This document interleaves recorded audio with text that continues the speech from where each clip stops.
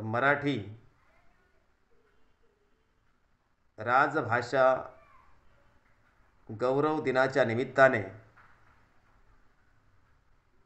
माझ्या महाराष्ट्रातील समस्त मराठी भाषिक बांधवांशी संवाद साधताना मला मनस्वी आनंद होत आहे. बंधूंनो, 27 फेब्रुवारी म्हणजे कवी कुसुमाग्रज यांचा जन्मदिन. कवी कुसुमाग्रज यांचा जन्मदिन आपण मराठी राजभाषा गौरव दिन म्हणून साजरा करतो. या राजभाषा गौरव दिनाच्या मी समस्त मराठी भाषिक बांधवांना मौर्य क्रांती महासंघाच्या वतीने हार्दिक हार्दिक शुभेच्छा देतो. भावांनो, कवी कुसुमाग्रज यांचं मराठी साहित्य क्षेत्रातलं योगदान फार मोठं आहे. हे जरी खरं असलं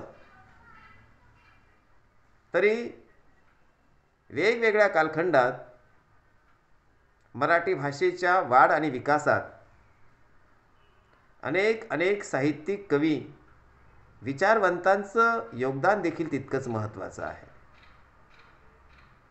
आम्हा घरी धन शब्दांचीच रत्ने, शब्दांचीच शस्त्रे यत्न करू. या शब्दात मराठी भाषेतील शब्दांचं महत्त्व प्रतिपादन करणारे संत तुकाराम असतील. ऊस डोंगा परी रस नोहे डोंगा, चोखा डोंगा परी भाव नोहे डोंगा. इतक्या साध्या शब्दात आपल्या मनातील निर्मळ भक्तिभाव व्यक्त करणारे संत चोखामेळा असतील. छत्रपती शिवाजी महाराज यांच्या जीवनावर पहिला पोवाडा लिहिणारे खरे शिवशाहीर क्रांतीसूर्य महात्मा ज्योतिबा फुले असतील.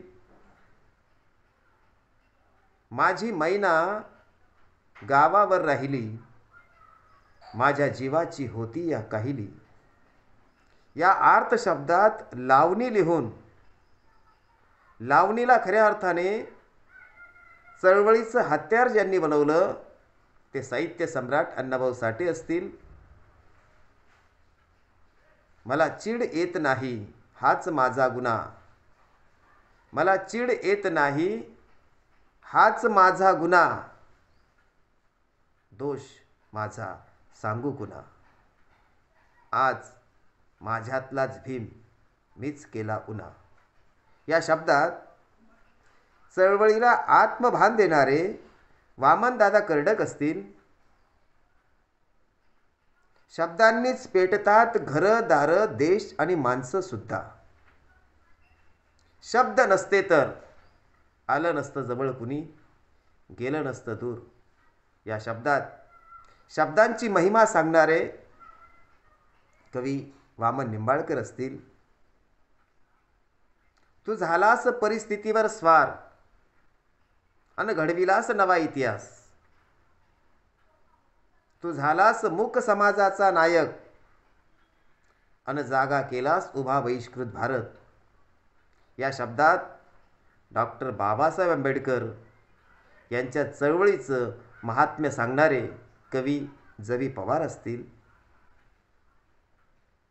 किंवा कामगार आहे मी तळपती तलवार आहे, कामगार आहे मी तळपती तलवार आहे, सारस्वतांनो थोडासा गुन्हा आज मी करणार आहे.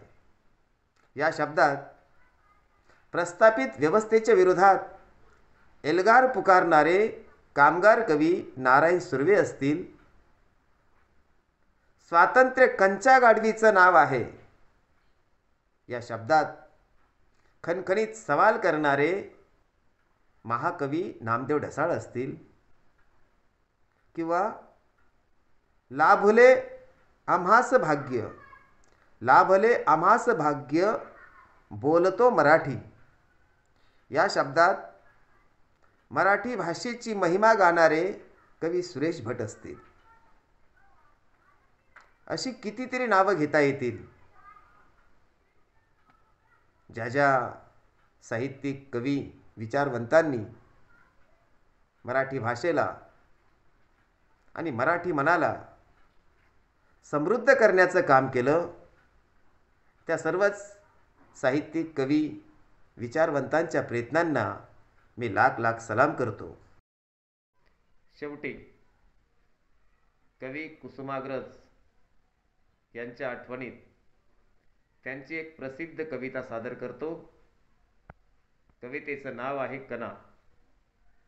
ओळखलत का सर मला पावसात आला कोणी, ओळखलत का सर मला पावसात आला कोणी, कपडे होते कर्दमलेले केसांवरती पाणी, क्षणभर बसला नंतर हसला बोलला वरती पाहून, क्षणभर बसला नंतर हसला बोलला वरती पाहून, गंगामाई पाहुणी आली गेली घरट्यात राहून, माहेर वाशिन पोरीसारखी चार भिंतीत नाचली, मोकळ्या हाती जाईल कशी बायको मात्र वाचली, भिंत खचली चूल विजली होते नव्हते गेले, भिंत खचली चूल विजली होते नव्हते गेले, प्रसाद म्हणून पापण्यांमध्ये पाणी थोडे ठेवले, कारभारणीला घेऊन संगे सर आता लढतो आहे, कारभारणीला घेऊन संगे सर आता लढतो आहे, पडकी भिंत बांधतो आहे, चिखलगाळ काढतो आहे, खिशाकडे हात जाताच हसत हसत उठला, पैसे नको सर जरा एकटेपणा वाटला, मोडून पडला संसार तरी मोडला नाही कणा,